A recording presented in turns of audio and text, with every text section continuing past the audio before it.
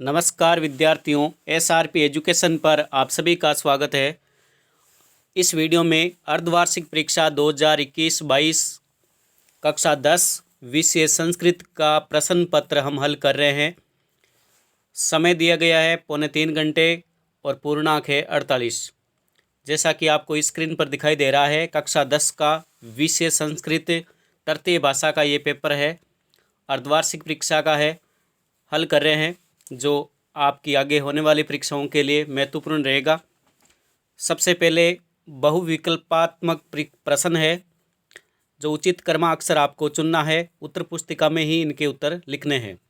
प्रश्न क्रमांक 1, शुचि पर्यावरणम पाठस्य कर्म अस्ति। शुचि पर्यावरण पाठ का कर्म कौन सा है?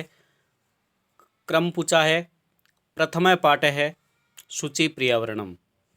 दूसरा प्रश्न है, बुद्धिर बलवती सदा इति पाठ है कस्मात् ग्रंथात् संकलित है।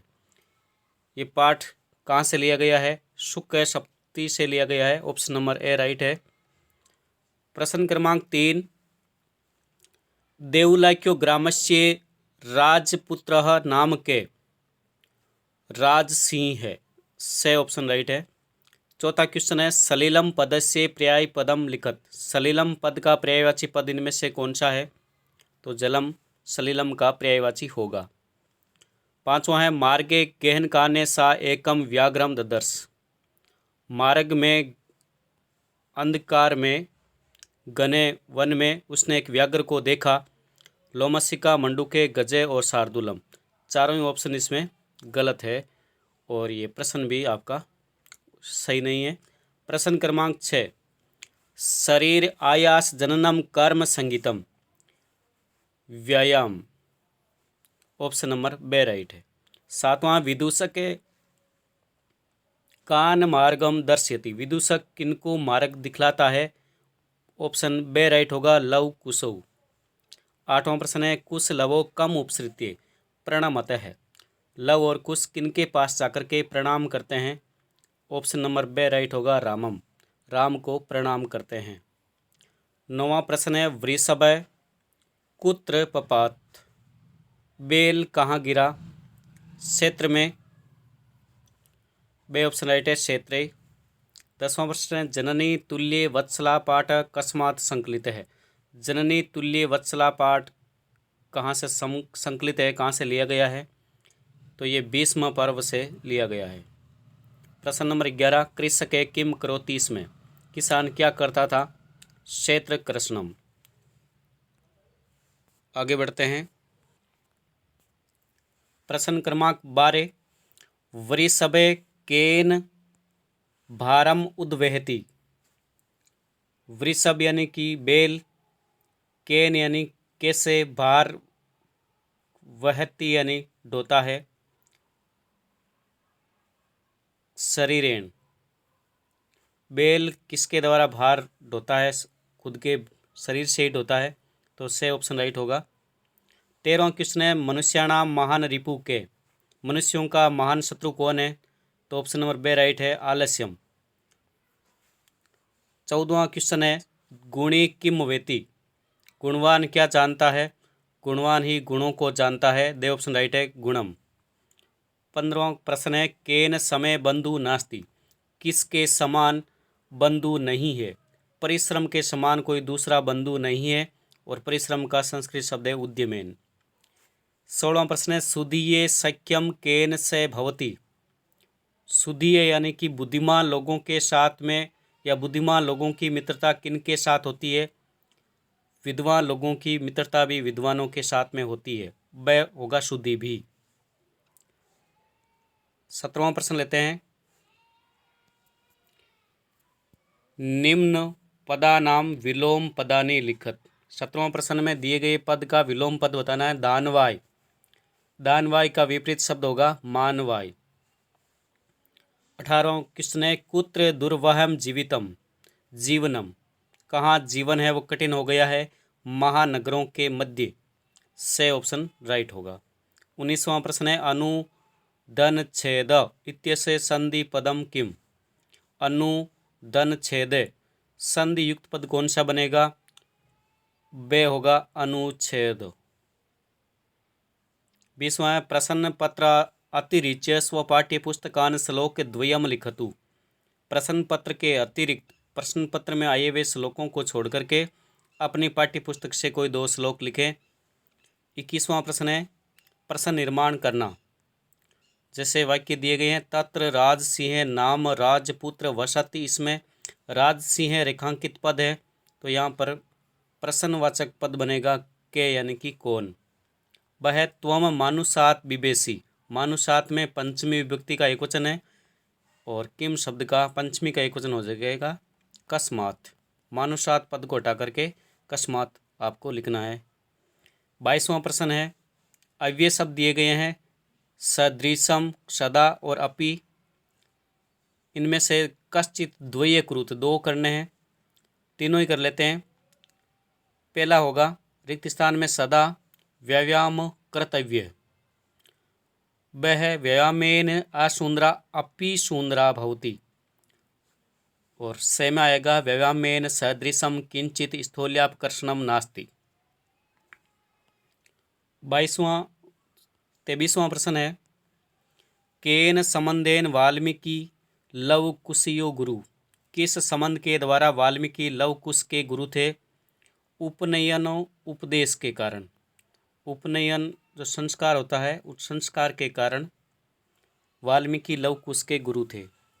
दूसरा है उदय समये अस्त समये च क रक्त भवति, उदय होते समय और अस्त होते समय कौन रक्त वर्ण का होता है, तो आपको पता है सूर्य।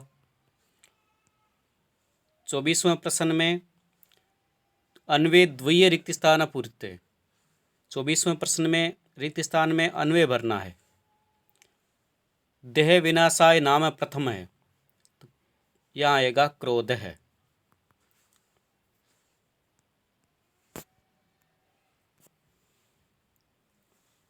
आगे से है तथेव, रिक्त स्थान में आएगा तथेव काष्ठात् स्थितौ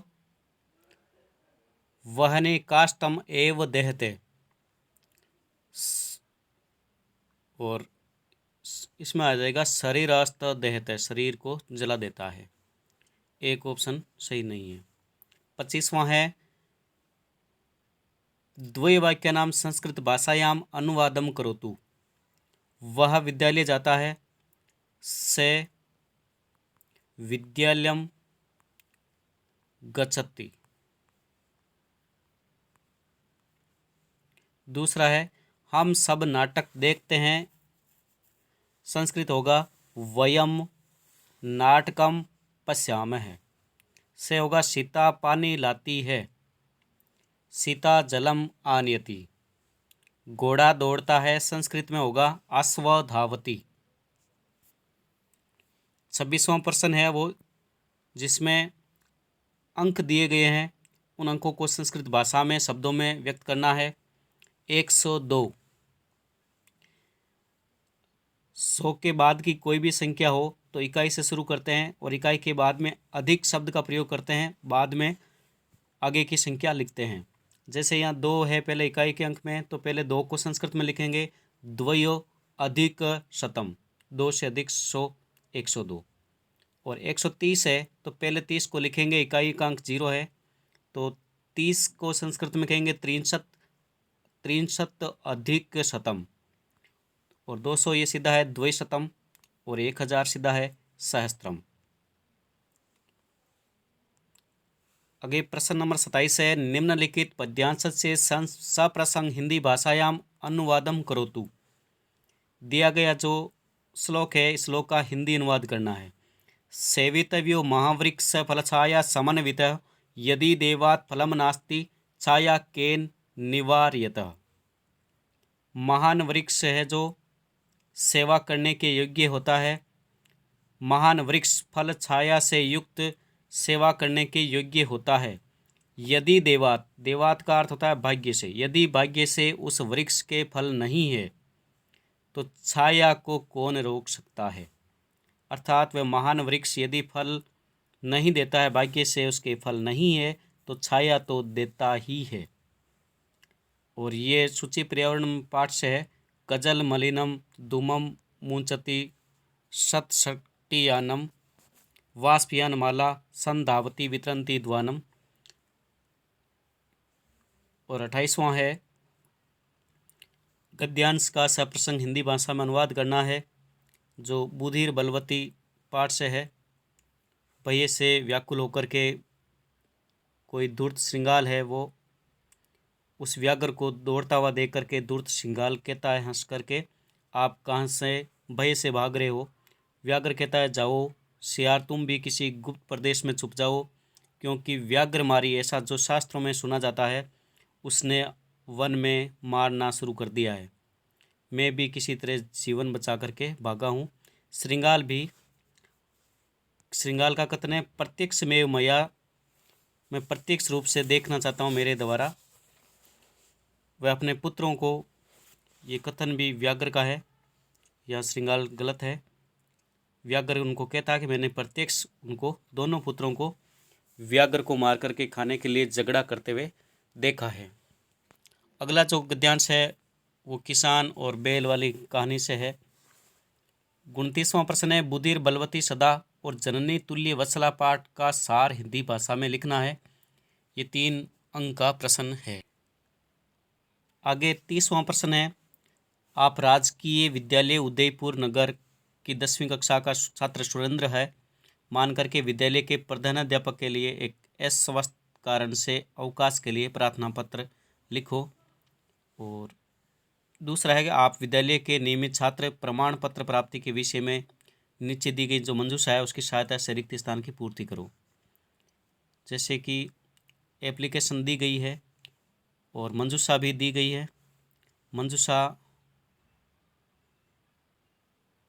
की सहायता से, लेकिन इस प्रश्न पत्र में मंजूषा नहीं दी गई है और रिक्त स्थान जरूर दी गई है। ये रिक्त स्थान में आपको अस्वस्थ कारण से जो भी एप्लीकेशन है वो करनी है पूरी।